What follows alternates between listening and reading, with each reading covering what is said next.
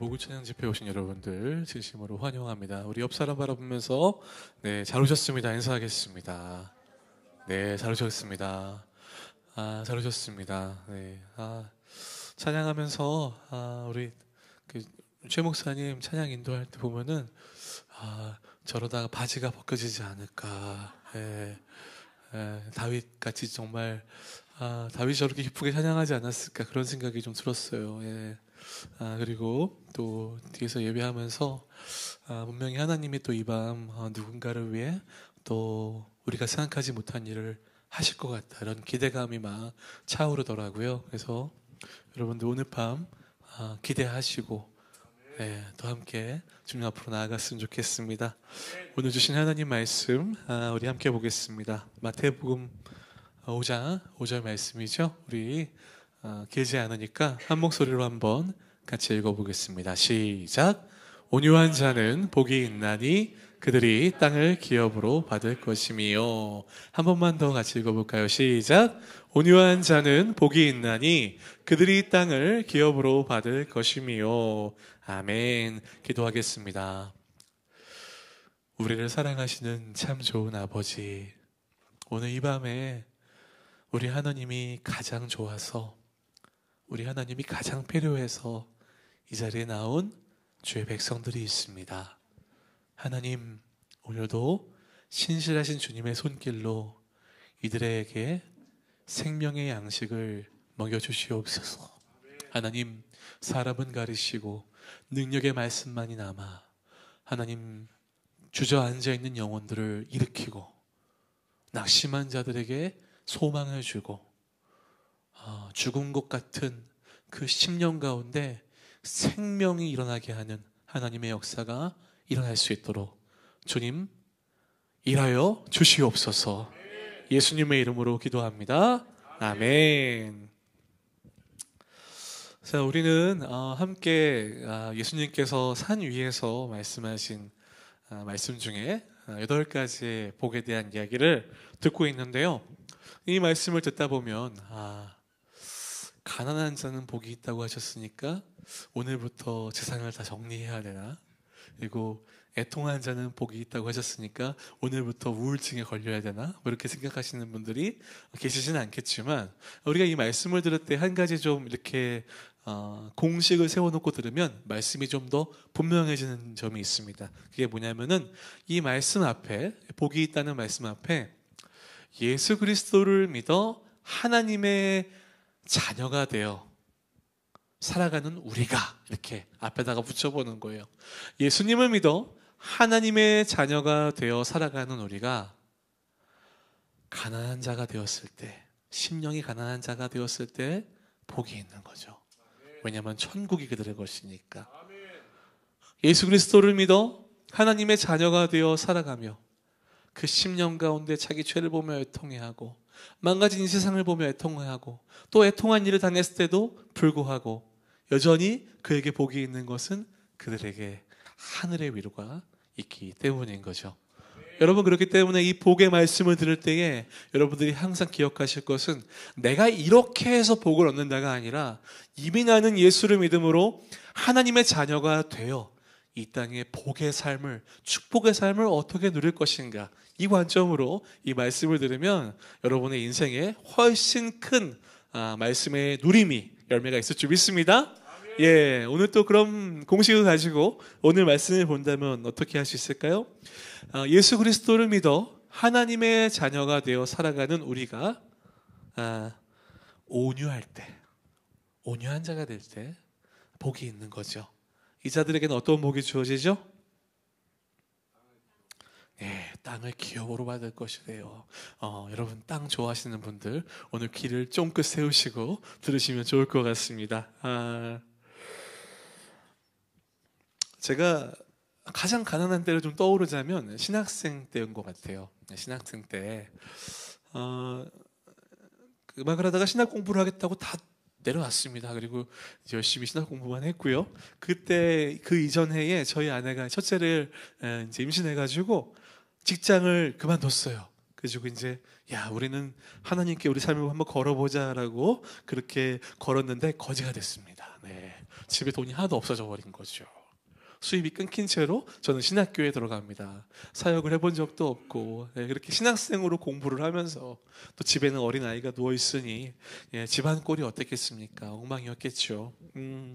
할 수 없이 비가 새는 집에서 나와서 그 학교 근처로 이사를 갔습니다. 이사를 가려고 이제 집을 알아봤어요. 여러분, 제가 저희 형편에 맞는 집을 얻기 위해서 부동산을 20군데는 넘게 돌아본 것 같아요. 정말 이 정도 가격에 이 정도 세를 낼 수 있는 집이 있습니까? 물론 이제 아이들이 어렸기 때문에 좀 지하는 아니고, 또 학교 근처에는 그 최근에 뭐 좀 살인 사건 같은 무서운 사건이 있었어요. 그래서 그 동네만 좀 빼고 좀 어떻게 구해보려고 했는데 집이 없는 거예요. 정말 며칠을 돌아다녀봐도 저희가 갈 수 있는 집이 없어요. 부동산들마다 데이터베이스가 다 비슷해서 그런지 다 없다는 거죠. 집을 알아보다가 이제 씁쓸하게 이제 돌아가는 길에, 왜 여러분 그런데 아시죠? 고속도로나 이렇게 고가도로 가다 보면은 양쪽으로 아파트들이 쫙 늘어선 길들이 있어요. 가면서 바람 이렇게 보는데 기도가 막 나오는 거죠. 하나님, 집이 저렇게 많은데 왜 우리 집은 없습니까? 너무하십니다. 저렇게 많은데 하나님께 좀 삶을 걸어보겠다고 하는 이 불쌍한 이 가정 하나를 하나님 돌보지 않으십니까? 하면서 좀 이렇게 쓰라린 마음을 가지고 갔던 기억이 있어요. 어렵사리 집을 구했습니다. 저희 집 앞에는 아프리카에서 온 유학생들이 한 6명이 한 방에서 몰아 살고 있었고요. 이제 저희는 대학가였는데 굉장히 좀 뭐랄까 오래된 집에 들어갔어요. 그래도 감사하게 집을 구했는데도 불구하고 워낙 가난하다 보니까 월세를 몇 달씩 밀렸어요. 월세를 몇 달씩 밀렸고, 제가 이 주인 아주머니랑 혹시라도 마주치면은 월세 달라는 얘기를 하실까봐 문을 열면 전속력으로 뛰어가지고 그 집 앞을 지나가곤 했습니다. 치킨이 너무 먹고 싶었어요. 그 시험을 마치고 나서 치킨이 먹고 싶은데 아이들 분유랑 기저귀 살 돈을 빼고 핸드폰값 빼고 빠져나갈 돈을 계산해 보니까 치킨 사 먹을 돈이 모자라요. 시킬 수가 없었습니다. 교회에서 학비를 대주셨는데요. 이 대주신 학비로 밀린 월세를 냈고 학자금 대출을 받아가면서 그걸로 겨우겨우 학교를 다니곤 했습니다. 여러분, 가난하던 시절 뭐 다들 각자 뭐 그런 기억이 있으실 수도 있고 아닐 수도 있지만 정말 저는 그때 그런 생각이 들었어요. 야, 땅 있고 집 있는 사람들 진짜 부럽다. 우리처럼 막 떠돌아다니지 않아도 되니까 얼마나 좋겠나 싶었습니다.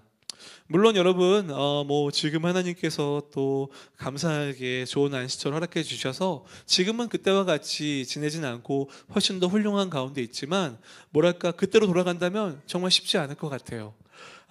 그런데요, 욕심은 끝이 없는 것 같아요. 이렇게 집이 생겼으면 좀 사람이 감사하고 좀 안정을 가져야 되는데 이제 교회를 시작하니까 또 생각이 또 많아지는 거죠. 저희가 이제 교회를 개척을 시작하고 이렇게 뭐 저희도 뭐 이렇게 여유롭지 않으니까 제가 막 다 이렇게 꾸미기도 하고 하나하나 사서 이렇게 준비를 했어요. 그래서 이제 어느 정도 세팅이 돼가지고 이제 우리 교회 예배를 시작했다라는 마음으로 막 들뜨고 설레어 있는데 갑자기 부동산에서 전화가 오는 겁니다. 거기 좀 보러 가도 되나요? 그래서 내가 저희가 들어온 지 2달밖에 안 됐는데 무슨 소리인 거죠? 그랬더니 건물 주인분이 건물을 통째로 다 내놓으셔가지고 그 꼭대기층은 좀 봐야겠다는 겁니다. 제가 건물 주인도 아니고 제가 뭐라고 못 들어오게 하겠어요. 그래서 일단 왔습니다. 열심히 갈고 닦고 준비해가지고 열심히 이렇게 예배 세팅을 해놨는데 왜 꼭 집을 보러 막 우르르 사람들이 와가지고 물도 틀어보고 막 뭐도 들어보고 막 만져보고 하는 거죠. 기분이 이상하더라고요. 성도분들에게 제발 집이 안 나가게, 건물이 안 팔리게 기도해달라고 기도해가지고 다행히 아직까지는 팔리지 않았습니다. 다행히 또 이자가 막 올라가, 이율이 뭐 세져가지고 뭐랄까 대출 받기도 좀 쉽지 않아졌고, 아무튼 그런데 어쨌든 저희가 계속 머무를 곳은 아니잖아요. 그러다 보니까 항상 언젠가는 나갈지도 모르겠다. 저희도 이제 올해까지가 계약 기간이 만료인데 어떻게 될지 모르겠어요. 우리 주인분이, 건물 주인분이 이제 10월 안에 연락을 주셔야 이제 뭔가 변동사항이 생기는 거고, 10월 안에 연락을 안 주시면 자동 연장이 되는 건데 주인분이 제발 날짜를 잊어버리길 간절히 기도하고 있습니다. 아, 네. 뭐 하나님께서 어디든 뭐 예배 못하게 하시겠습니까? 뭐 그런 걱정은 이제 없는데요. 아무래도 교회가 생기고 많은 것들을 좀 생각하다 보니까 목사로서 이럴 때 제가 뭐 물질에 대한 욕심이 많은 사람은 아닌데 좀 이렇게 좀 예배를 마음껏 드릴 수 있는 공간이 있으면 얼마나 좋을까 그런 생각을 해봤어요. 제가 최 목사님이랑 얘기를 나누면서도 이렇게 멋진 예배당이랑 교회 시설을 할 때 여러분 사실 이게 정말 이렇게 누릴 때는 좋은데요. 준비할 때는 수명을 깎아 먹습니다. 아마 최 목사님 수명 많이 줄으셨을 거예요. 이거 준비하면서.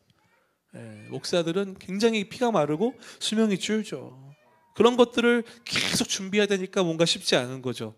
자, 여러분, 그래서 제가 하나님께 기도를 하는 거예요. 하나님, 우리 교회에도 땅 부자가 좀 오게 해주십시오. 막 이렇게 기도를 하다가도 하나님께서 너나 로또 바라는 성도나 뭐가 다르냐 이렇게 말씀을 주셔가지고 제가 회개하고 그러다가도 또 가끔은 또 하나님 주시면 안 되겠습니까? 이런 생각이 막 왔다 갔다 하고 있는 거죠. 아무튼 여러분 이 동네 새 만만치 않아요. 서울의 어느 지역보다도 훨씬 높죠. 제가 막 들어보니까 이 근처에 건물을 갖고 계신 분들이나 상가를 갖고 계신 분들이 굉장히 힘들어하세요. 왜 갖고 있는데도 왜 힘들어요? 그랬더니 안 나간대요.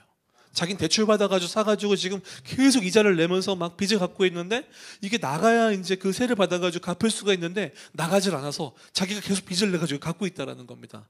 그럼 빨리 팔아버리세요 했더니 팔리지도 않는데요. 미쳐버리겠대요. 그래가지고 지금 손해를 보면서 막 세를 어떻게 싸게 줘야 될 상황이라고 그런 얘기를 하더라고요. 참 뭐 없어도 힘들고 가져도 힘든 그런 상황입니다. 여러분 이런 상황에서 오늘 하나님께서는 땅을 기업으로 주신다고 하니까 제가 오늘 말씀 보면서 혹시 내가 하니까 이런 생각이 아까 들었던 것 같아요. 여러분 땅은요 예나 지금이나 축복의 상징 같습니다. 여러분들에게 누군가 나타나가지고 어디 저기 좀 이제 개발될 땅 왕숙지구에 있는 땅 한 4,000평 정도를 주겠습니다 이러면 벌써 여러분들 얼굴이 환한 미소가 띄어지면서 들어만 봐도 기분이 좋잖아요. 오늘 말씀을 들으시고 더 기분이 좋아지셨으면 좋겠어요. 오늘은 온유한 자라는 이 하나님께서 온유한 자에게 주신 축복을 말하고 있습니다. 여러분 온유란 무엇일까요? 온유란 건 그냥 말 그대로 마음이 참 온화하고 따뜻하고 부드럽다라는 뜻이에요. 여러분 제 이름을 아십니까? 제 이름은 민섭입니다. 이 민자는 온화할 민이고요.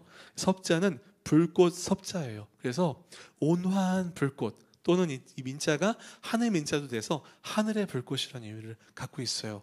어때요, 여러분? 좀 저랑 어울리나요? 제가 온화한 불꽃, 하늘의 불꽃 이렇게 스스로를 생각하고 있는데 이 이름은 할아버지께서 장명소에서 받아오신 이름이에요. 과정이 좀 별로죠. 별론데 나름대로 이제 의미를 좀 이렇게 제가 붙여가면서 제 이름에 만족을 하고 있습니다. 온유한 사람이 되고 싶어 해요. 저도 뭔가. 그런데 여러분 아시겠지만 불꽃은요 가까이 가서 손을 대면 어떻게 되죠? 됩니다. 제가 좀 그런 사람 같아요. 겉으로는 따뜻해 보이지만 가까이 다가갈수록 될 수 있는. 제 안에 아직 연약함이 많기 때문이죠. 여러분 제가 이 이름의 뜻을 얘기하면서 여러분들에게 말씀드리고 싶은 이유는 온유한 사람, 온화한 사람이 참 많았으면 좋겠는데 우리가 주변에 바라볼 때 어때요? 반대로 화내고 또 분노하고 마음이 우울하고 슬픈 사람들이 지금 너무 많은 것 같아요. 그렇지 않습니까?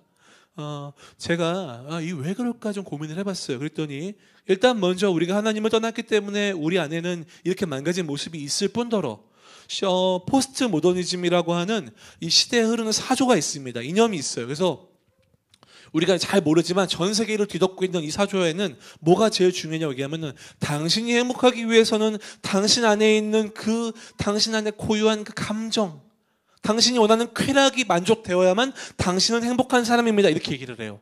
그러니까 뭐가 중요해요? 개인의 감정과 만족이 중요한 시대가 포스트 모더니즘이에요. 그러니까 사람들은 어때요? 내가 만족하면 그만. 내가 기분 나쁘면 다 싫어. 각자 자기 속에는 옳은 대로 행하는 사사기의 시대가 지금 펼쳐져 있는 거예요. 여러분 그러니까 교회도 어때요? 많은 사람들이 설교를 골라 들어요. 예배를 골라 듣습니다. 내 취향에 따라서 하나님이 어떤 분이신지를 다 자기 취향껏 나눠놓죠. 교회를 나눠놓습니다. 그리고 어때요? 자기가 주인이 되어 셀렉을 합니다.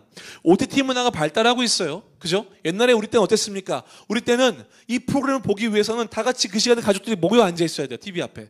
재방송도 하지 않는 그 프로그램을 보기 위해서는 다 같이 그 시간을 놓치면 볼 수 없습니다. 다음날 친구들에게 얘기를 듣거나 다른 방법을 통해서죠. 그런데 지금은 어떻습니까?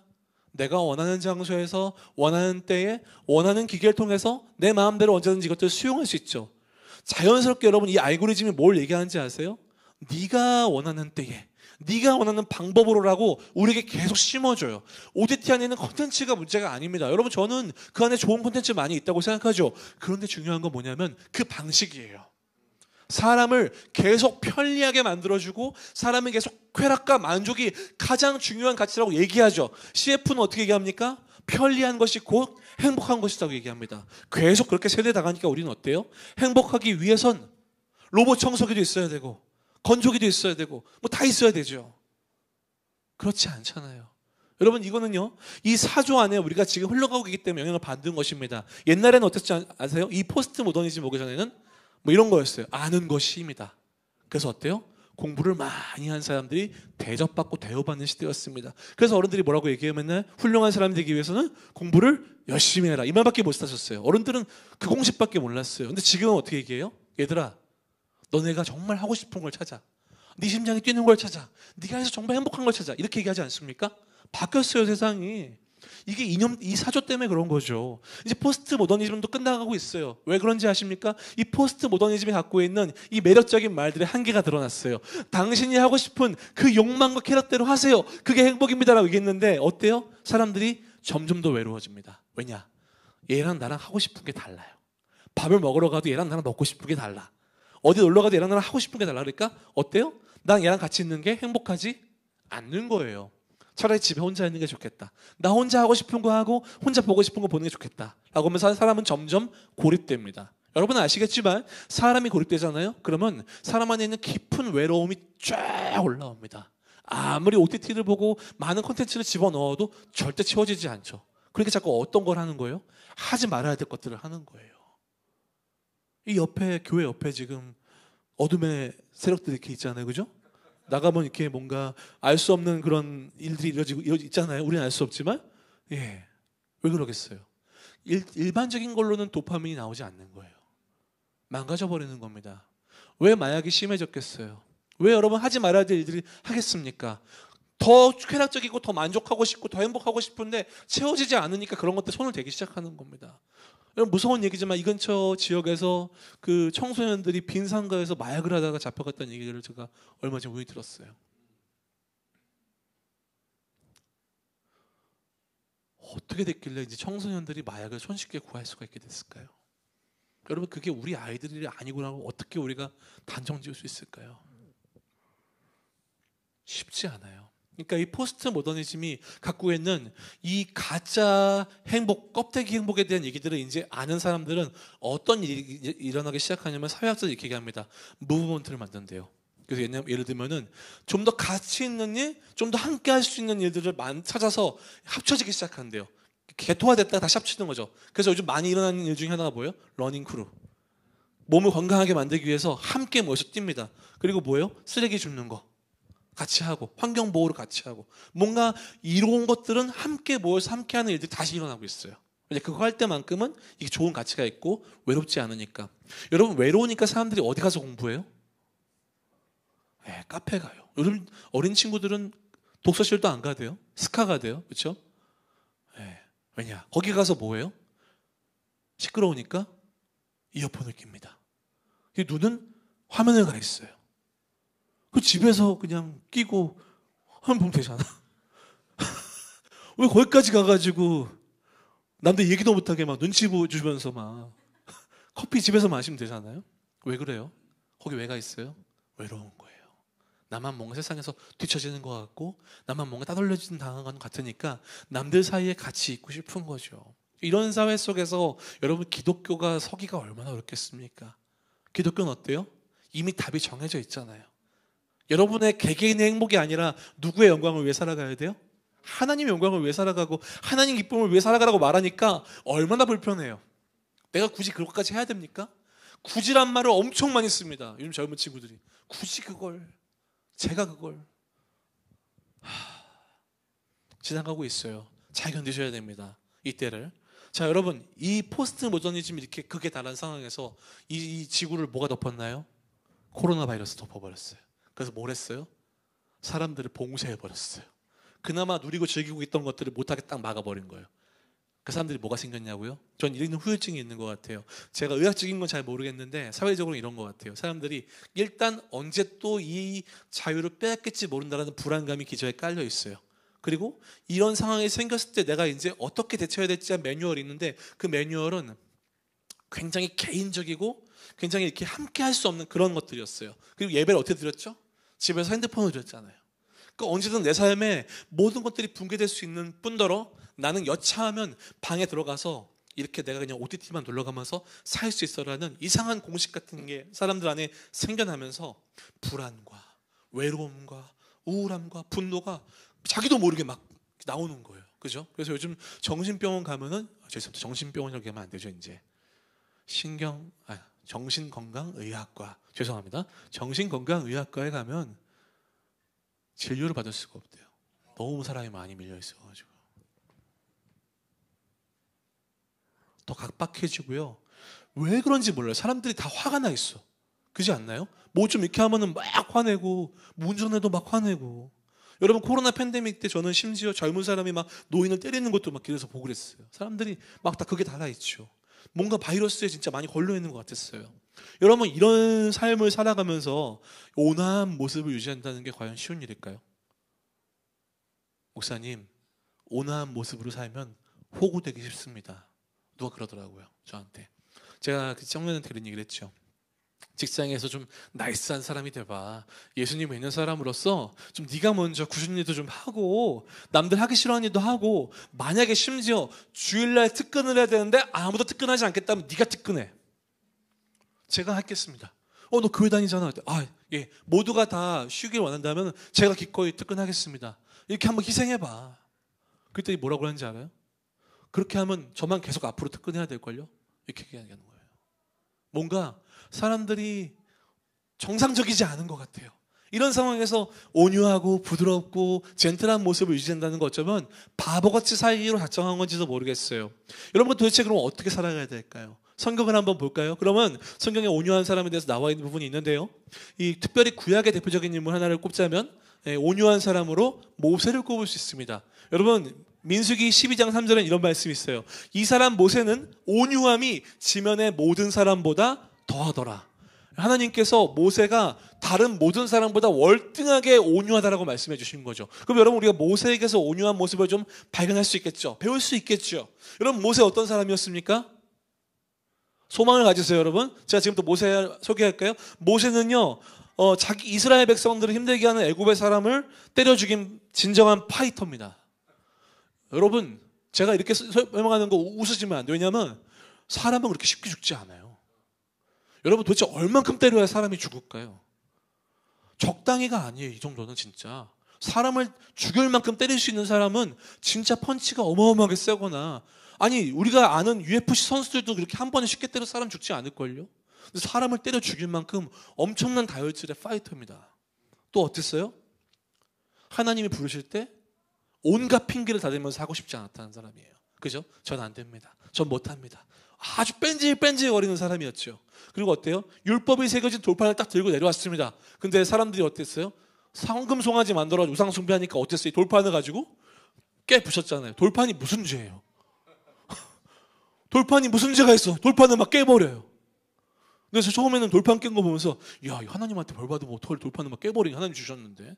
그래서 들었죠. 이 사람 막 화나니까 사람들이 불평하니까 하나님께서 반석에 물을 내라고 했는데 반석을 막 쳐버려가지고 결국엔 어떻게 돼요? 약속의 땅에 못 들어가는 사람이 돼버립니다. 이런 사람이 모세예요. 여러분 소망이 좀 가져지십니까? 여러분도 이런 사람도 온유하다는데 여러분도 온유하실 수 있는 거죠. 여러분 대체 온유하다는 건 어떨까요? 이거는요 그냥 단순하게 처음부터 우리가 뭐 그 박보검 씨 같이 항상 이렇게 시근생근 웃고 있고 막 친절하고 막 뭐든 얘기하면 다 받아줄 것 같은 그런 온유함이 아니고요. 하나님 앞에서 이 단어를 좀 보니까 이 온유함다는 것은 원래부터 그런 사람이라는 게 아니라 하나님 앞에서 자기를 낮추는 마음이래요. 그러니까 뭐예요? 그냥 나는 처음부터 그런 사람이가 아니라 하나님 앞에서 무릎 꿇을 수 있는 사람인 거예요. 내 마음을 내려놓을 수 있는 사람인 거예요. 그래서 하나님을 신뢰하고 겸손하게 그분의 뜻을 겸허히 받아들일 수 있는 사람을 온유하다라고 얘기합니다. 그러니까 모세를 어떻게 보는 거예요? 하나님이 자기의 인생을 하나님께 걸고 하나님 말씀대로 그 뜻을 따라가기 때문에 이 자가 바로 온유하다라고 말씀하신 겁니다. 여러분, 그러니까 그 구약에서 말하는 온유함은 그냥 겉모습에서 나오는 어떤 부드러움과 그런 정도가 아니라 뭐예요? 이 내면에서의 일어나는 겸손함인 거예요. 특별히 하나님 앞에서, 하나님 면전 앞에서 나의 존재를 확실히 알아 그분 앞에 자신의 마음을 완전히 부인하고 내려놓을 수 있는 그 마음이 되는 것, 이것이 온유입니다. 여러분, 그렇다면 우리가 왜 온유하지 않을까요? 결국은 뭐예요? 우리 마음을 내려놓지 못하기 때문이죠. 하나님의 왕되심을 인정하기가 어려운 거예요. 그분이 나의 왕이시고 주인 되신다는 그 사실 앞에서, 그 사실은 내가 머릿속으로는 알지만 그게 나의 삶으로 적용이 안 되는 거죠. 그래서 주님이 말씀하셔도 내가 선택적으로 그 말을 이렇게 결정하는 거죠.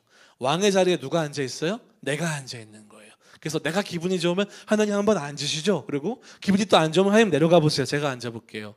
이러면서 하나님보다 자기가 더 높을 때도 있고 선택적으로 하나님을 수용하는 거예요.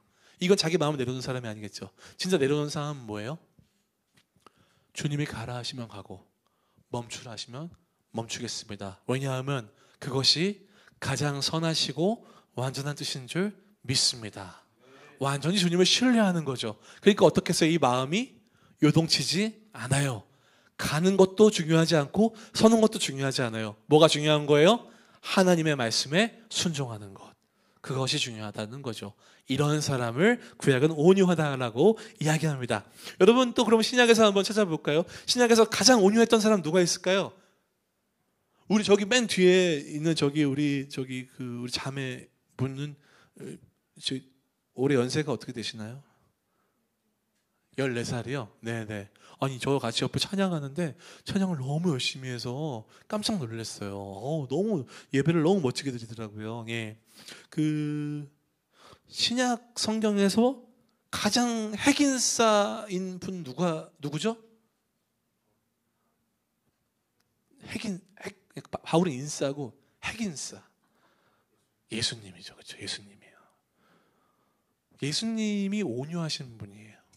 왜냐하면 예수님은 스스로를 소개할 때 자기 소개를 이렇게 하셨습니다. 마태복음 11장 29절에 나는 마음이 온유하고 겸손하다라고 말씀하셨어요. 여러분, 이건요 진짜 어지간히 온유해서는 할 수 없는 일이잖아요. 누가 나와서 저는요 겸손한 사람입니다 이렇게 얘기하면은 우리가 어떻게 생각해요? 진짜 교만한 사람이구나 이렇게 생각하잖아요. 근데 진짜 예수님은 말씀하실 수 있어요. 왜 그래요? 다 내려놓고 오셨잖아요. 작은 피조물로, 연약한 피조물의 모습으로 오신 하나님이시잖아요. 그러니까 어때요? 그 자체가 존재가 이미 온유하고 겸손하실 수밖에 없는 거죠. 하나님의 뜻을 그대로 이루시는 분 아니십니까? 그러니 온유하신 분이지요.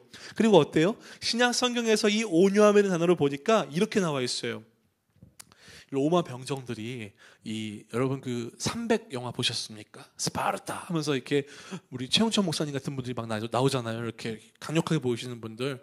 그래서 근육질을 막 있어가지고. 근데 그분들이 그냥 그렇게 힘을 막 쓰는 게 아니라 철저한 훈련에 의해서 자기의 힘과 능력을 절제할 줄 아는 것. 이것을 온유라고 부릅니다. 아시겠어요? 그냥 힘이 없어가지고 유약해서 그냥 네 이러는 게 아니라 진짜 강한데 그 힘을 완전히 제어할 줄 아는 거죠. 영화 보면은 이렇게 우산 들고서 문 걸어 잠그고 이렇게 스티븐 아저씨가 이렇게 아시죠? Man makes man 하잖아요, 그죠? 뭔가 엄청 강한데도 불구하고 이렇게 힘을 다 쓰지 않고 절제하는 멋있는 거, 그걸 신약 성경은 온유라고 얘기한대요. 그러니까 온유는 강함이에요. 어떤 강함이에요? 절제된, 조절된 강함인 거예요. 그게 바로 누구예요? 예수님인 거죠. 그는 가장 강한 분이세요. 온 우주가 그분의 말씀 앞에 순종할 수밖에 없습니다. 그런 그분이 작은 피조물로 자신을 낮추시고 그 안에 절제하고 들어가셔서 하나님의 말씀대로만 그 인생을 살아가세요. 완전하게 그 하나님의 왕되심 앞에 순복하면서 순종하면서 그 길을 걸어가세요. 그는 말씀 한마디로 온 우주 만물을 그 발 앞에 무릎 꿇게 하실 수 있는 분이에요. 그가 십자가의 길을 걸어가시죠. 피조물들이 자기를 욕하고 자기를 벌거벗기고 때리고 십자가에 못 박을 때까지도 하나님은 그대로 그렇게 달리시는 거죠. 하나님의 어린 양이 되어 비명 한번 지르지 않고 그 자리에 제물이 되셨던 것처럼 예수 그리스도께서는 이 땅에 가장 온유한 모습으로 우리에게 뭐가 온유함인지를 보여주셨다는 거죠. 여러분, 그렇다면 이 구약과 신약을 통해서 우리가 이제 온유함을 배웠어요. 어떤 거예요? 그냥 막 당하고 그냥 막 힘이 없고 그런 게 아니라 첫 번째는 누구 앞에 무릎 꿇을 수 있는 거예요? 하나님 앞에 무릎 꿇을 수 있는 거예요. 내 마음을 내려놓을 수 있는 거예요. 내 욕망을 내려놓을 수 있는 겁니다. 내 습관과 내 어떤 가장 중요하게 생각했던 가치까지도 내려놓을 수 있는 것, 이것입니다. 여러분, 프레임이라고 들어보셨죠? 우리 안에는요, 생각의 프레임, 가치의 프레임이라는 게 있어요. 내가 만들어 놓은 내 삶의 라이프 프레임이 있어요. 여러분, 근데 이게 생각보다 굉장히 강합니다. 근데 예수 그리스도를 만난다는 건 뭔지 아세요? 내 프레임을 던지고 이제 예수 그리스도의 프레임을 나의 프레임으로 받아들이는 겁니다. 그 삶이 바뀌는 거죠. 여러분, 그렇기 때문에 우리가 하나님 앞에서 나의 뜻과 나의 생각과 나의 가치와 나의 프레임을 다 내려놓고 그분의 뜻을 받아들이며 그 말씀에 순종함으로 나는 하나님의 자녀로서 이 땅에서 하나님의 존귀한 자녀의 강력한 권세를 갖고 있음에도 불구하고 어떻게 살아가는 거예요? 그리스도가 가신 것처럼 세상을 사랑하며 희생하며 섬기며 그렇게 하나님 말씀에 순종하며 살아가는 것. 기꺼이 내가 거부할 수 있고 내 힘으로 그것들을 막을 수 있어도 불구하고 그러지 아니하고 하나님의 뜻이라면 기꺼이 의연하고 태연하게 그것들을 받아들일 수 있는 것. 이것이 바로 온유인 것입니다. 어떠시겠어요? 이제 여러분, 온유가 무엇인지 아셨죠? 그런데 문제가 하나 있습니다. 아는데 잘 안 되는 거죠. 그죠? 기독교인의 많은 문제가, 공통된 문제가 뭔지 아시죠? 아는데 잘 안 돼요가 문제잖아요. 그죠? 아는 만큼만 할 수 있으면 얼마나 좋아요. 우리 최영천 목사님께서 지난번 말씀하실 때 여러분 하나님께서 말씀하시면 나에게 적용해야 됩니다. 그 말씀 들으셨잖아요. 그죠? 네. 우리 알면 어떻게 해야 돼요? 그 아는 대로 나의 삶에 이 말씀이 녹아들어져서 열매가 맺혀져야 되는데 이 말씀으로 다른 사람을 바라보면서 저 인간은 왜 저렇게 예배하지? 막 이렇게 바라봅니다. 정죄하죠. 그죠? 말씀은 정죄의 도구가 아니잖아요. 우리가 어떻게 해야 될까요? 우리가 하나님 앞에 무릎 꿇고 내 마음을 내려놓고 잘 안 돼요. 그래서 하나님께서는 우리에게 성령을 보내셨습니다. 우리가 연약하고 넘어질 때, 막 낭망해서 포기하고 싶을 때 다시 일어나도록 우리의 등을 쓰다듬어 주시고 다시 해보자 우리에게 용기를 주시고 우리가 뭔가 투덜투덜거리고 막 속상할 때도 그걸 우리 마음 안에서 다 들어주시는 분이 계시잖아요. 그래서 어때요? 여러분, 이 땅을 살아가면서 가장 외로울 때가 언제냐면 아무도 내 마음을 몰라줄 때, 아무도 내 상처와 아픔을 몰라줄 때 사람은 가장 외롭고 힘이 듭니다. 그런데 이제 우리 안에 하나님이 계세요. 그래서 그걸 다 알아주시고 헤아려 주세요. 그리고 무엇보다 나를 응원하세요. 그러니 어떻습니까? 우리가 그 응원을 받고서 다시 한번 도전할 수 있는 거죠. 그런데 성령은 이때 우리에게 뭔가를 쥐어주세요. 그것이 뭐냐면 바로 성령의 검, 하나님의 말씀입니다.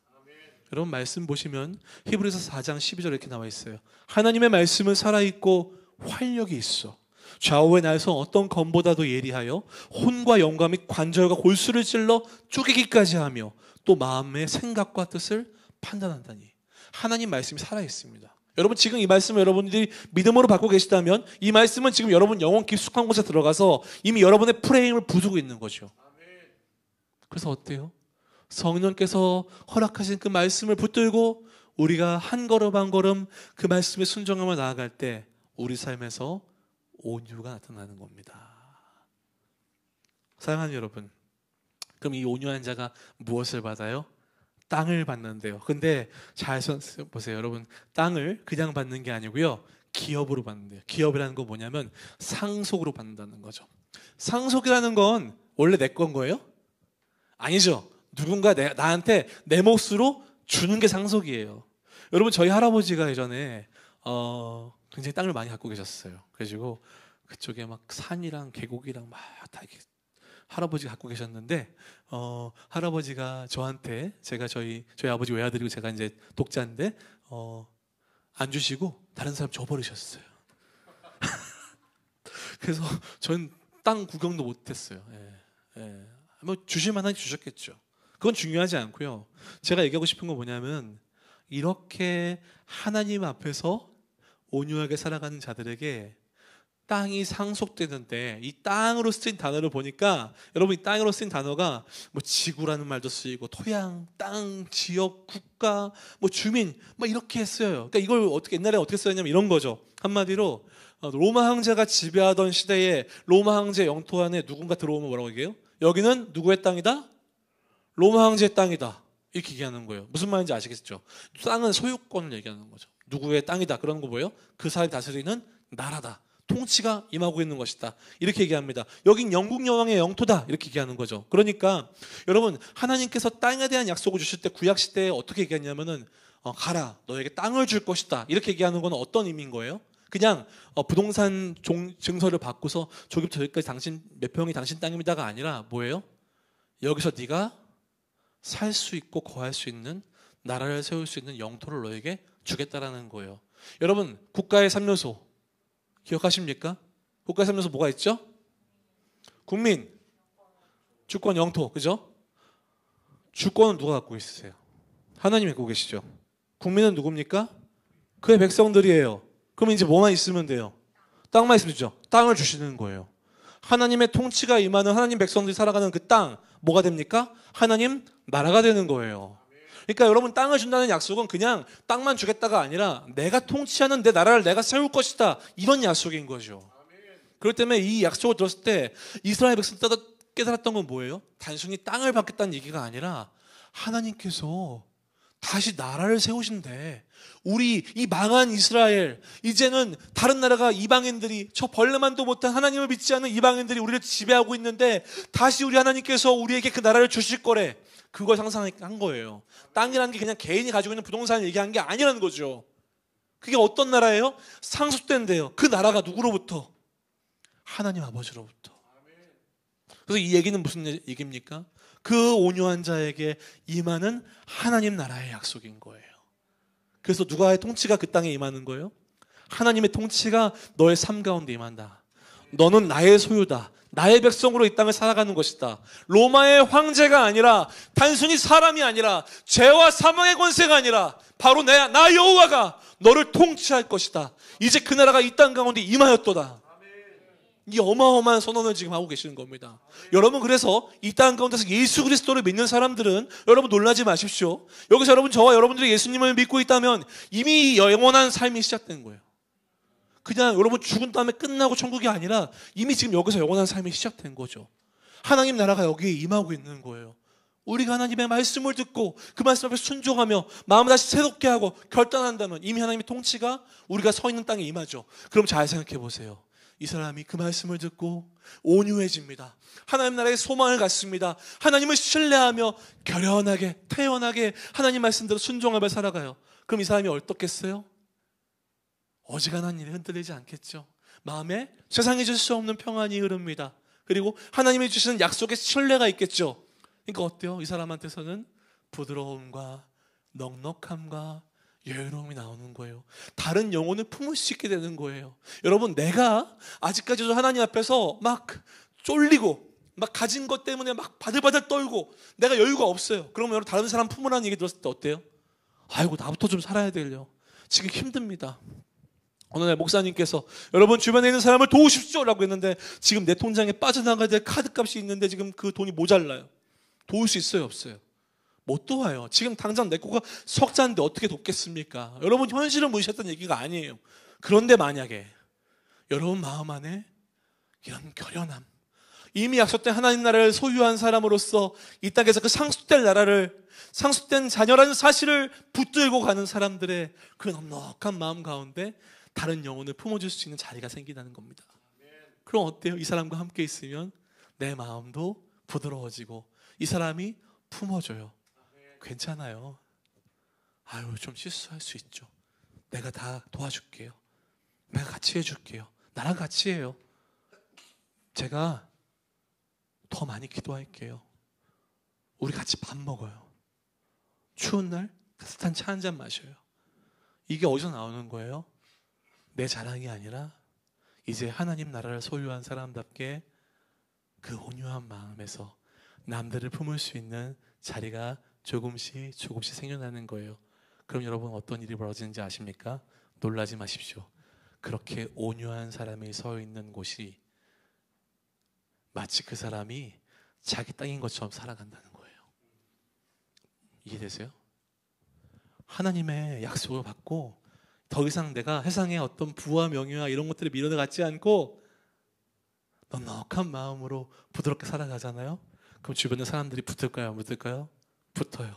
누군가 보잖아요.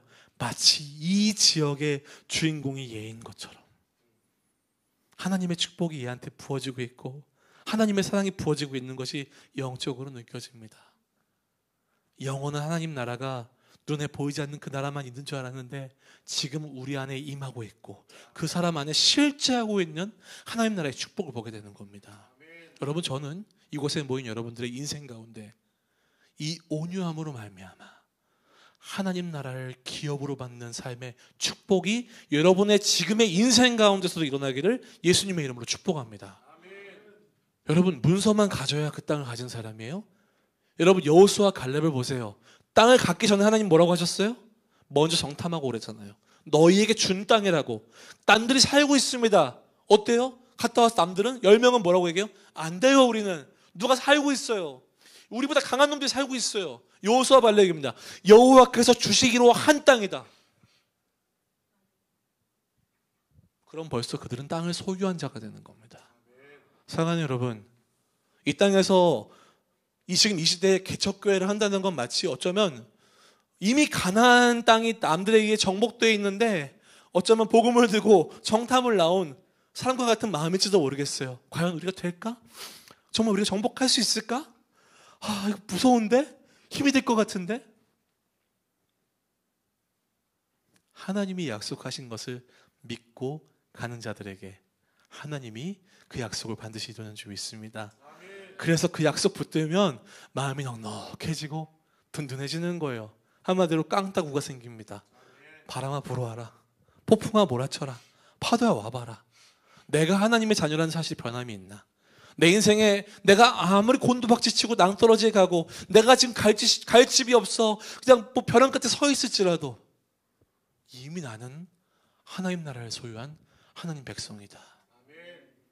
이런 자들의 그 인생 가운데 하나님이 역사하시면 그가 서 있는 그곳이 바로 하나님의 나라, 그리고 그는 그 하나님의 나라를 소유한 축복의 사람이 되는 줄 믿습니다. 바라기는 이 땅을 살면서 눈앞에 보이는 땅 그것들에 눈이 멀어서 어떻게든 한 푼 더, 한 평 더 가지려고 몸부림치다가 하나님 만나러 가는 것이 아니라 주의 말씀 앞에서 자신의 마음을 내려놓고 순종함으로 하나님 앞에 나아갈 때에 주님, 제가 열심히 돈 벌어서 가질 수 있었지만 그러지 않았습니다. 저에겐 더 중요한 가치가 있었거든요. 주님 앞에 순종하며 주의 길을 걸어갈 때에 주님께서 나의 삶 가운데 하나님의 나라를 부어주신 것을 저는 보았습니다. 그 나라가 임재하는 것을 보았습니다. 저는 그렇게 살 것입니다. 주님 감사합니다. 이 놀라운 축복의 비밀을 알려주셔서 감사합니다. 많은 사람들이 이 땅의 물질을 향해 손을 뻗고 나아갈 때에 저는 하늘의 나라를 손을 뻗어 잡게 해주셔서 고맙습니다. 저는 이제 괜찮습니다.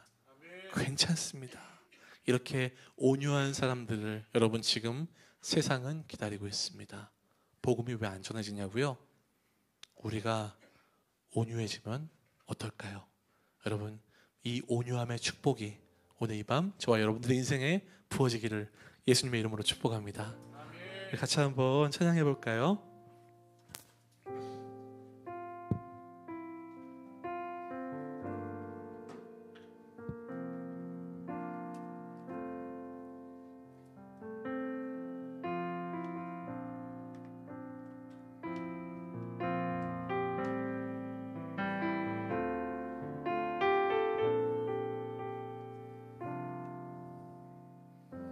아버지, 내 아버지, 그 품 안에서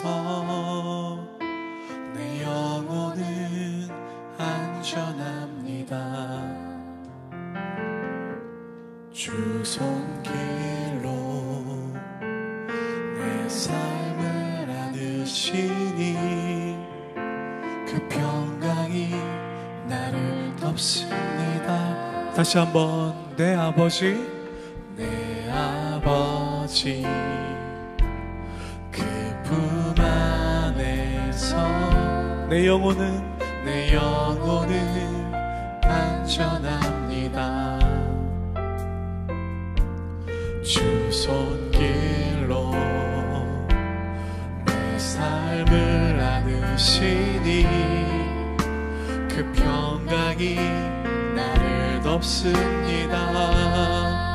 나 비록 넘어지면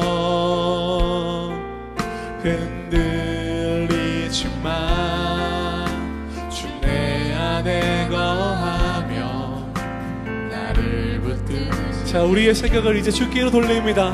내 생각을 주께로 돌리고 주시는 평강의 옷을 입습니다. 주 약속 안에서 내 영혼 평안해. 내 뜻보다 크신 주님의 계획 나 신뢰해. 두려움 다 내려놓고 주님만 의지해. 주 안에서 내 영혼 안전합니다. 우리 다시 한번 고백합니다. 내 아버지, 내 아버지, 그 품 안에서 내 영혼은 안전합니다. 주 손길로 내 삶을 안으시니 그 평강이 나를 덮습니다. 나 비록 넘어지면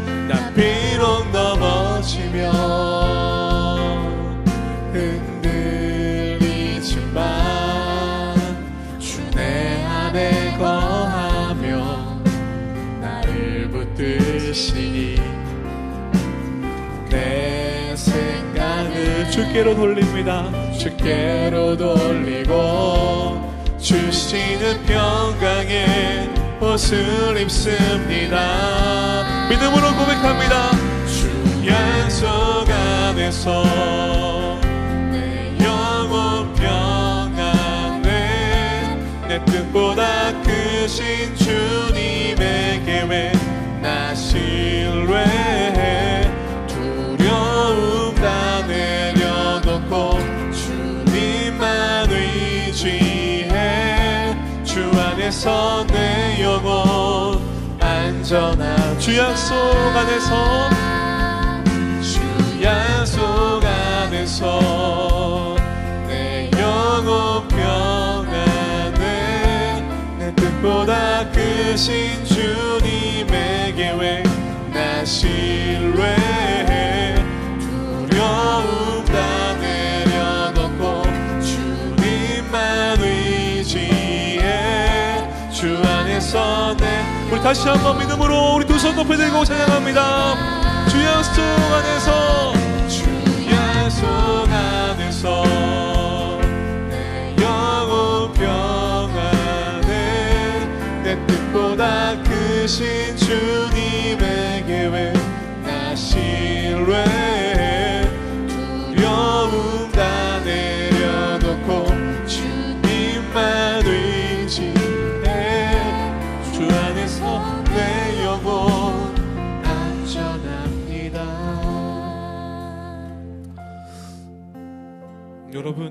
여러분의 영혼이 지금 안전하십니까? 그렇길 바라시죠? 그렇게 되기를 원하시죠? 그런데 여러분 지금 안전하지 않으시잖아요. 그죠? 불안하잖아요. 무섭잖아요. 네, 안 됩니다. 이 세상에는 우리의 쉴 곳이 없어요. 여러분, 오직 주님 안에서만 우리에겐 참 평안이 있습니다. 먼저 여러분, 온유한 자가 되기 위해서는 하나님과의 만남이 필요해요. 우리가 예수 그리스도를 영접하여서 하나님의 자녀가 됐다 했을지라도 우리가 하나님의 얼굴을 멀리한다면 우리의 심령은 연약해질 수밖에 없습니다. 여러분, 그러나 이 밤 여러분이 이곳에 나오신 것은 그 하나님의 얼굴을 구하러 나오신 줄 믿습니다. 그리고 여러분, 그 얼굴을 구하는 자들에게 하나님은 반드시 응답하실 것입니다. 당신의 사랑하는 자녀들이 살아보겠다고, 주님 보겠다고 울며 불며 하나님을 찾는데 우리 좋으신 하나님 아버지가 왜 외면하십니까? 왜 그것을 들어주지 않으십니까? 하나님 만나겠다고 발버둥치며 주님 앞에 나온 여러분의 기도를 우리 주님은 들으실 것입니다. 여러분, 이 시간 하나님 먼저 주님 앞에 나아가 나의 모든 것을 내려놓고 다시 한번 주님 앞에 항복하게 하여 주시옵소서. 주님의 얼굴을 보기 원합니다. 주님, 나를 만나 주시옵소서. 주여, 세 번의 집에 기도하며 나아갑니다. 주여,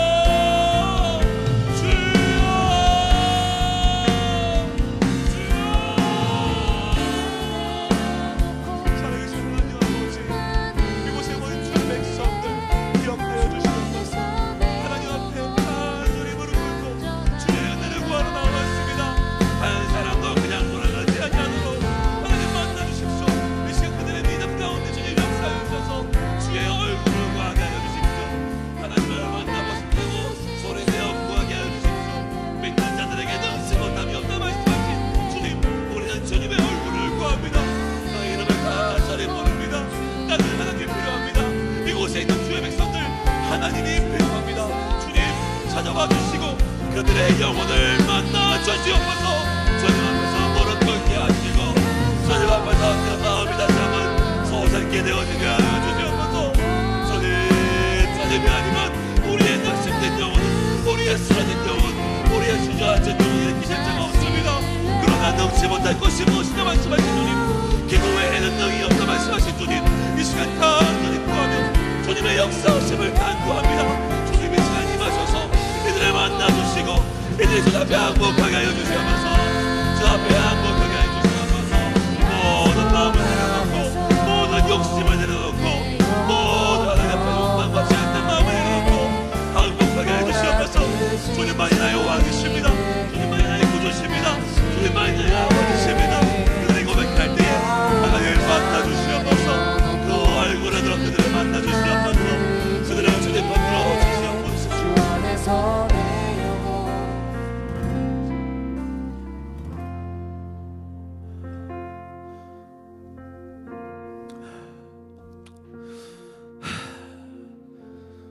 여러분, 이 시간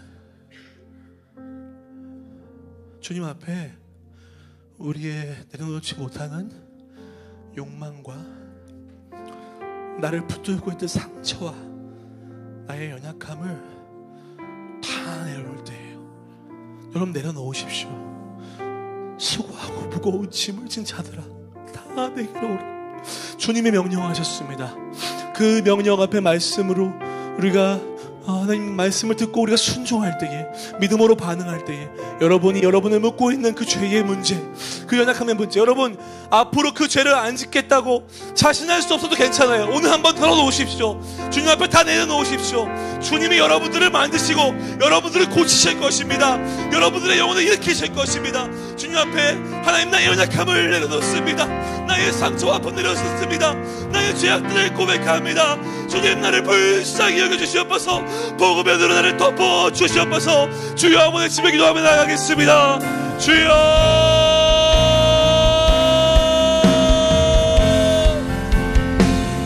살아계신 하나님 아버지, 이 시간 우리를 먹고 있는 수많은 죄악의 문제와 연약함을 주 앞에 내려놓기를 원합니다. 하나님, 난 여전히 하나님 교만합니다. 나는 여전히 위선적입니다. 나는 여전히 음란합니다. 여전히 하나님은 다른 것들을 더 원합니다. 나를 더 사랑합니다. 나의 상처와 나의 욕망에 얽매여서 살아가고 있습니다. 매일 반복된 죄를 저지르면서도 그것이 죄인 줄 모르고 눈감아서 살아가고 있습니다. 하나님 앞에 나왔지만 온전히 나를 보여드리지 못하고 있습니다. 하나님 이 시간 다 내놓기를 원합니다. 다 고백하기를 원합니다. 나 비록 지금 완전하지는 못하지만 이 시간만큼 주 앞에 솔직해지기를 원합니다. 나의 모든 민낯을 보여드리기 원합니다. 나의 몸의 모든 문을 열고 주님, 저 이렇습니다. 저 이렇게 썩었습니다. 저 이렇게 망가졌습니다. 주 앞에 고백할 때에 하나님께서 놀라운 일을 행하실 것입니다. 그 복음의 은혜 가운데 우리를 초청하시며 그리스도의 보혈로의 은혜로 우리를 덮으실 것입니다. 하나님 이 시간 주 앞에 다 내려놓은 주의 백성들 가운데 오셔서 주의 복음의 은혜로 그들의 심령을 만져주시옵소서. 하나님, 우리는 간구할 뿐입니다. 우리 어떠한 힘과는 것도 없습니다. 그러나 우리의 목자 되신 주님께 이 시간 구하오니 주님, 지치고 상한 영혼들 주의 백성들 보는 척하지 말아주시고 주님 찾아와 만져주십시오. 내니 두려워 말라 말씀하여 주십시오. 하나님, 여호와 라파의 손길로 그들을 만져주십시오. 이 시간 나의 힘이 없지만 나 살아있는 예수 그리스도 이름으로 간절히 기도하오니 주님, 우리를 불쌍히 여기시고 고쳐주시옵소서.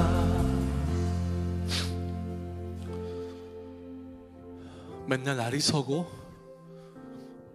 분노하고 우울해하고 어둠 가운데 짓눌려 있는 여러분의 심령을 가장 슬퍼하고 안타까우시는 하시는 분이 주님이세요. 여러분, 주님이 아세요. 여러분이 얼마나 그 문제로 힘겨워하고 있는지. 그러나 이 시간 주님, 저 그 하나님 나라의 상속자가 됐으면 좋겠어요. 저 이 땅에서 그 축복받았으면 좋겠습니다. 하나님이 이미 우리에게 누리라 주신 복이라면 저 포기하기 싫습니다. 저 놓칠 수가 없습니다. 저 이제 온유한 자가 되어 하나님 말씀 앞에 순종하는 자가 되어 그 말씀 앞에 겸허히 인생을 살아가는 자가 되어 하나님 나라의 축복을 이 땅 가운데서 먼저 누리기를 원합니다. 하나님, 나의 삶도 주님 찾아와 주셔서 이제 주님만을 신뢰함으로 그 약속을 신뢰함으로 그 약속을 붙듦으로 나도 하나님 온유한 자가 되어 하나님 나라 백성으로 이 땅을 살아가게 하여 주시옵소서. 이 시간 주여 한번 외치며 간절히 기도합니다. 주여,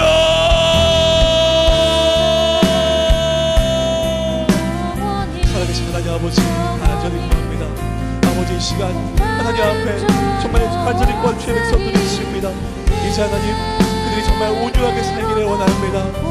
예수 그리스도를 믿어 하나님의 자녀가 된 주의 백성들에게 주신 이 귀한 축복을 하나님 놓치지 않기를 원합니다. 포기하지 않기를 원합니다. 이 땅 가운데서 먼저 누리기를 원합니다. 영원하신 하나님 나라를 기업으로 받을 주님 나라의 상속자들입니다. 하나님 나라의 영광을 물려받은 자들입니다. 그 영원한 신탁에 수여받은 자들입니다. 하나님, 그 영광스러움으로 이 땅 가운데서 먼저 그들의 심령을 채워주시고 그들이 다른 영혼도 품을 수 있는 넉넉하고 온유한 자가 되어 그들이 서 있는 곳에 하나님의 통치가 임하고 그들이 맡는 어디든지 그들의 땅인 것처럼 멋지고 당당하게 살아갈 수 있도록 주님 역사하여 주시옵소서. 주님 감사합니다. 이 귀한 축복을 우리에게 주심을 감사합니다. 세상 사람들은 세상의 땅과 부와 명예를 위해 살아가지만 우리는 하나님 나라를 위해 살아갑니다. 우리는 썩어 없어질 것을 구하는 자들이 아니라 영원한 것을 사모하는 자들입니다.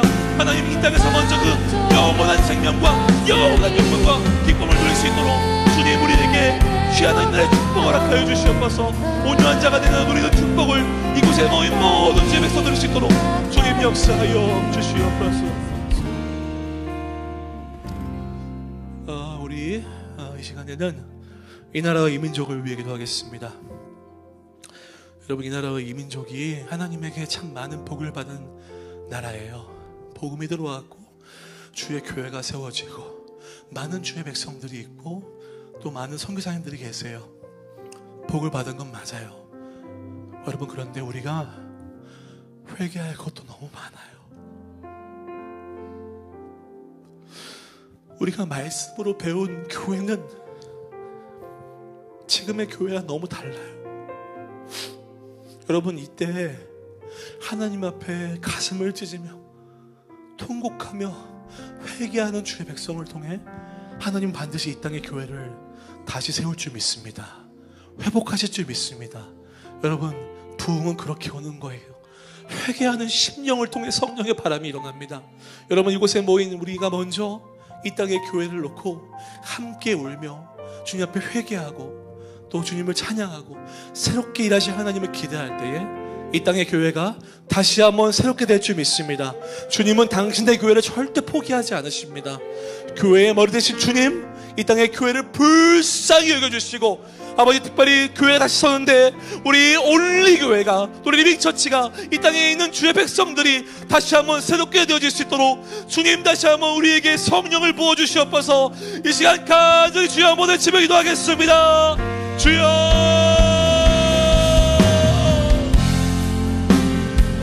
하나님, 그리스도의 몸 교회를 위해 기도합니다. 주님의 핏값으로 세우신 교회입니다. 하나님, 많은 주의 백성들이 모여 주님을 찬미하며 예배하는 하나님 나라 공동체, 하나님, 세상에 물들어 버렸습니다. 거짓에 물들어 버렸습니다. 위선에 물들어 버렸습니다.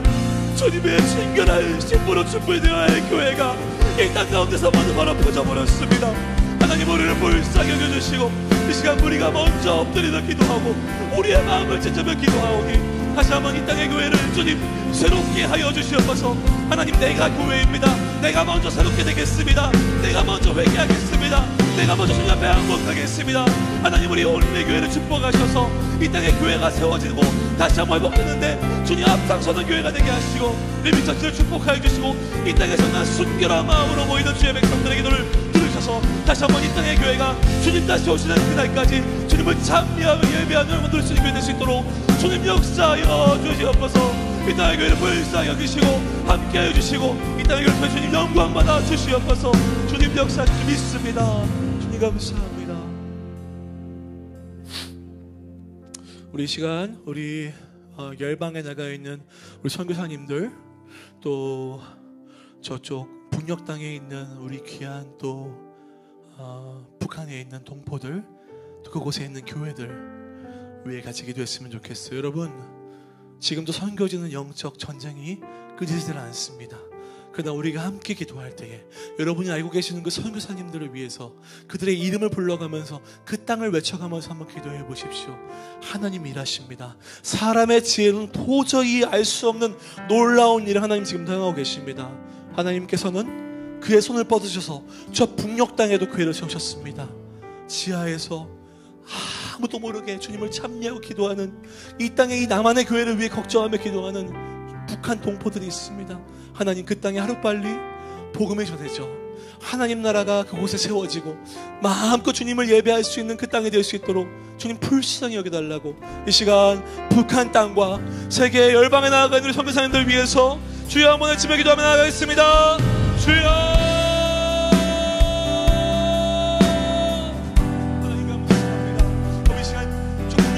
불쌍한 영혼들을 위해 기도합니다. 하나님, 자유를 빼앗긴 채 예수 그리스도란 이름도 제대로 듣지 못한 채 그렇게 살아가고 있습니다. 잘못된 인연 속에서 아버지 가스라이팅 되어서 마치 그것이 다 읽으면서 아버지 불쌍한 땅에 하나님 성령의 바람이 불기를 원합니다. 주의 복음이 들어가기를 원합니다. 하나님 나라가 그 땅 가운데 세워지기를 원합니다. 주의 교회가 그 땅 가운데 세워지기를 원합니다. 하나님, 그 불쌍한 영혼을 기억하여 주시고 지금도 믿음 잃지 않고 기도하는 북한에 있는 교인들 주님 기억하시고 주님 그들에게 힘과 용기를 더하여 주시옵소서. 지금도 열방 가운데서 생명 걸고 목숨 걸고 주 그리스도의 복음을 전하는 귀한 선교사님들 축복하여 주시고 아버지 선교사님들 이름 한 명 한 명 부르며 그 땅을 축복하기를 원합니다. 힘을 주시옵소서. 낙심하지 않게 하시옵소서. 아버지 눈물 나고 속상하고 있을 때마다 위로하여 주시고 아버지 더욱더 힘을 얻고 성령의 능력으로 영혼 살리는 놀라운 일에 아버지 성잡할 수 있도록 우리 성사님 함께 해주시고 붙잡아 주시옵소서. 물질 때문에 고통당하지 않게 하시고 건강의 문제 때문에 고통당하지 않게 하시고 자녀의 문제, 가정의 문제를 주님 보호하여 주셔서 아버지 주의 백성들 마음껏 주의 복음을 선포할 수 있도록 주님 감사하게 하시고 도와주시옵소서. 우리가 함께 기도할 때 주님 일하실 줄 믿습니다. 역사하여 주시옵소서.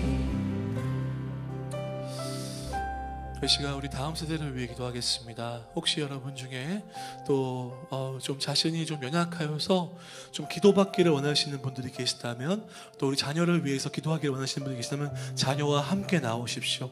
자녀와 함께 나오시고요. 또 혹시 좀 앞에 나오기 부담스러우신 분들은 그 자리에서 일어나시면 우리 저나 우리 목사님 가셔서 기도해 주실 겁니다. 여러분 한번 좀 지금 같이 좀 기도할 텐데, 하나님, 우리 사랑하는 다음 세대 아이들 정말 세상이 무섭습니다. 분노하는 세상에서 우리 아이들 태어났습니다. 그러나 하나님, 여전히 우리 아이들 주님의 자녀입니다. 우리가 믿음으로 키우겠습니다. 기도하며 키우겠습니다. 사랑하며 키우겠습니다. 우리가 먼저 본이 되겠습니다. 우리 아이들 기억하여 주시옵소서. 기도하시고 이 시간 좀 우리 축복받기 원하고 기도받기 원하는 아이들 좀 앞으로 데리고 나와주시면 우리 기도해 드리겠습니다. 그리고 여러분, 우리 아이들 데리고 나오실 때에 부모님 같이 나오세요. 부모님 같이 나오셔서 정말 여러분, 부모님의 눈물의 기도를 주님이 들으십니다. 여러분, 우리 부모님들이 먼저 우리 아이들에게 위해 기도해 주셔야 됩니다. 기도해 주시고, 하나님, 우리 교회가, 온 교회가 우리 다음 세대를 위해 기도할 때에 하나님은 그들을 버리지 않으실 것입니다. 주님, 우리 아이들 함께하여 주시옵소서. 그리고 특별히 기도받기 원하시는 분들이 앞줄에 나오시면 함께 기도하겠습니다. 자, 함께 우리 아이들 위해서 우리 같이 기도하겠습니다. 하나님 고맙습니다.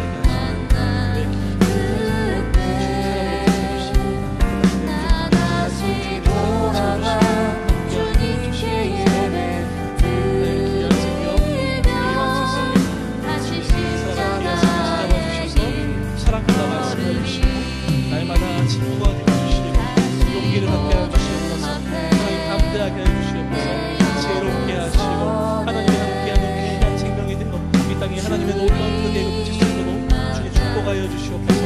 하나님, 사랑스러운 귀한 생명 주님 만나주셔서 주님 땅에서 와주셔서 보호해 주시고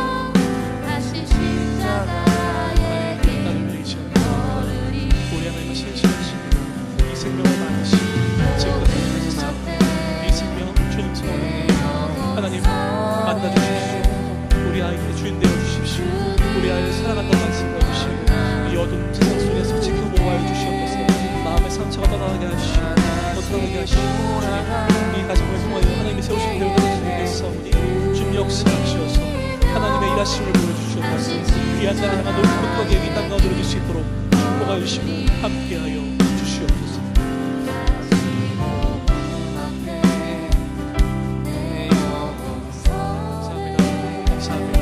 하나님, 우리 아이들을 위해 기도합니다. 세상에 아무리 어두운 곳이라도 이 땅에 교회가 있습니다. 함께 기도하는 부모들이 있습니다. 주님 역사하셔서 우리 귀한 생명을 위한 하나님의 놀라운 특강이 이 땅 가운데 이루어질 수 있도록 주님 축복하여 주시옵소서. 온 교회가 함께 기도할 것입니다. 쉬지 않고 기도할 것입니다.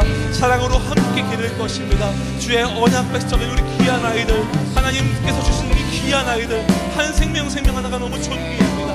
우리 아이들 죄악 가운데 넘어지지 않도록 붙들어주시고, 아버지 위험으로부터 악으로부터 지켜보아여 주시옵소서.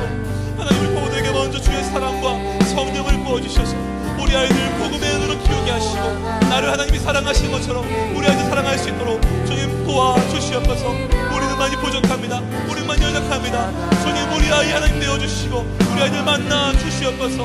하나님 우리를 향한 놀라운 특가 계획이 이 땅 가운데 이루어질 수 있도록 한 명 한 명 찾아와 주시고 그 10년간 지금까지 놀라운 계획이 이루어질 수 있도록 그 인생 가운데 모든 성장 과정 가운데 함께하여 주시옵소서. 좋은 친구 만나게 하시고 좋은 선생님 만나게 하시고 좋은 사람들 만나게 하셔서 특별히 좋은 교회를 만나게 하셨사오니 이곳에서 그 신앙이 잘 살아날 수 있도록 주님 축복하여 주시고 함께하여 주시옵소서. 하나님 이 시간 주 앞에 나와 엎드린 주의 백성들이 있습니다.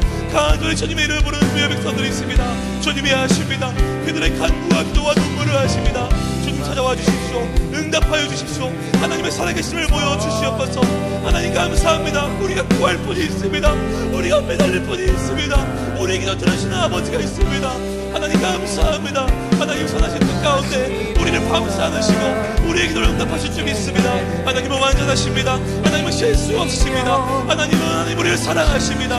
그 아들의 생명까지 내어주시고 사랑하신 주의 백성들 기도를 들어 응답하여 주시옵소서. 주님 고맙습니다. 이 밤에 우리 하나님 말고는 방법이 없어서 이 자리에 나온 하나님이 너무 사랑하고 하나님이 너무 좋아서 이 자리에 나온 주의 백성들 주 앞에 엎드리게 하시고 기도하게 하시고 경배하게 하시고 생명의 양식을 먹게 하심을 감사합니다. 주님, 사람이 꾸며서 만든 것들로는 우리가 아무것도 할 수 없습니다. 그러나 주님, 우리는 주의 말씀을 믿고 그 약속을 믿고 이 시간 함께 모여 주님을 예배하며 기도했습니다. 하나님은 살아계신 것을 믿사오니 주님 일하여 주시옵소서. 일하여 주시옵소서. 가장 좋은 것으로 응답하여 주시옵소서. 그 아이들의 삶을 통해 이 땅 가운데 하나님의 살아계심이 모든 열방 가운데 증거될 수 있도록 주님 복의 복을 더하여 주시옵소서. 우리 구주 예수 그리스도의 은혜와 아버지 하나님의 크신 사랑과 성령 하나님의 위로 교통 충만하심이 이제 하나님 앞에 온유한 자가 되어 하나님 나라의 상속자로 이 땅을 살아가겠노라고 다짐하며 돌아가는 이곳에 모인 모든 백성들 머리 위에 간절히 주를 찾는 주의 백성들 머리 위에 온라인으로 예배하고 있는 영혼들 머리 위에 우리 올리교회와 리빙처치 머리 위에 이제부터 영원토록 함께 있을 지어다. 아멘. 하나님 감사합니다.